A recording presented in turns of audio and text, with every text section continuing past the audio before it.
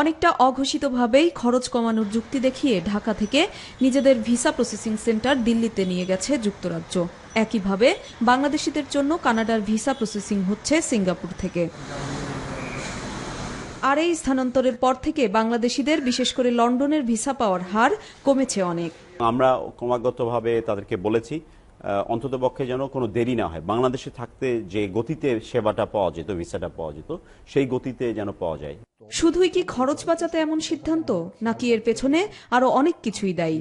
কেন ওরা এই সরালো এখান থেকে, সেটাও আমাদের চিন্তার মধ্যে রাখা দরকার।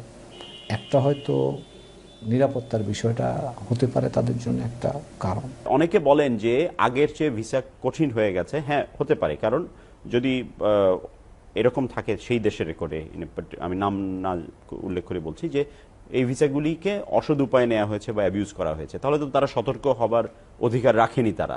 ঢাকার মার্কিন দূতাবাসের ওয়েবসাইটে দেখা গেছে এখনও সন্ত্রাসী হামলার উদাহরণ টেনে নিজেদের দেশের নাগরিকদের বাংলাদেশে চলাফেরায় সতর্কবার্তা ঝুলিয়ে রেখেছে কর্মকর্তারা।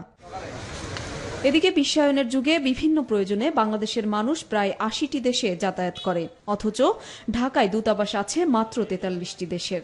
আর তাই দূতাবাস না থাকা দেশগুলোতে যেতে অতিরিক্ত টাকা দিয়ে প্রাইভেট ভিসা কনসালটেন্ট ফার্মের সাহায্য নিতে হচ্ছে বাংলাদেশিদের। কেউ নিজেই প্রসেসিং করতে চাইলে তাকে দিল্লি, সিঙ্গাপুর বা থাইল্যান্ডে যেতে হয়, আর সেটির জন্য দরকার দ্বিতীয় আরেকটি দেশের ভিসা ও অতিরিক্ত ভ্রমণ খরচ।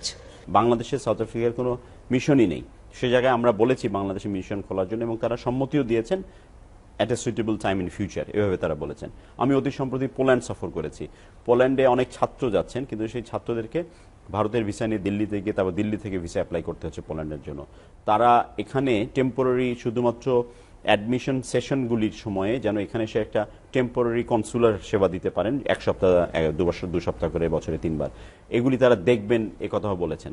তো আমরা কিন্তু অব্যাহতভাবে চেষ্টা করে যাচ্ছি। আমাদের যেহেতু এমবাসি আছে ওখানে, আমরা তো তাদেরকে সবসময় বলি যে তোমরা এমবাসি করো, কিন্তু তারা তাদের নিজেদের মূলত অর্থনৈতিক কারণে এমবাসিগুলো করতে বেশিরভাগ অনেক দেশ করে না।